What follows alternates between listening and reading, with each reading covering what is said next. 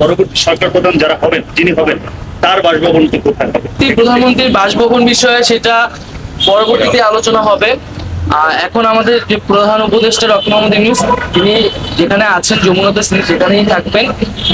আর যেটা বললেন যে হচ্ছে এখন যে অবস্থা, এখন আমরা ভিতরে দেখতে পেয়েছি যে এখানে হচ্ছে প্রচুর দেওয়াল লিখন আছে, গ্রাফিতি আছে। যারা সেদিন এসেছিলেন, স্টুডেন্টরা এসেছিলেন, তারা তাদের ক্ষোভ প্রকাশ করেছেন।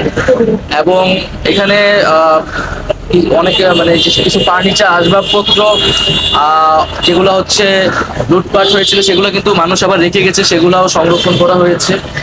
এবং ভাঙচুর রয়েছে, মানুষের ক্ষোভের বহিঃপ্রকাশ পুরা বিল্ডিংটার চারিদিকে আসলে ছড়িয়ে রয়েছে। আমরা চেষ্টা করব সেই ক্ষোভগুলোকে যথাসম্ভব ইনটেক্ট রেখেই জাদুঘরের কার্যক্রমটা করা যায়। ঘটনা যেন না ঘটে, এটার জন্য উদ্যোগ নিচ্ছি এবং বারে বারেই আমরা এই ব্যাপারে আমাদের নিজেদের পক্ষ থেকে যতদূর এই আইন শৃঙ্খলা রক্ষাকারী বাহিনীকে ডিপ্লয় করে কাজ করা যায় সেটা চেষ্টা করছি। আমরা এটা একেবারে গ্রহণযোগ্য না, এটা বারে বারে বলেছি। আমরা এর বিরুদ্ধে প্রথম দিন থেকে এটা অবস্থান নিয়েছি।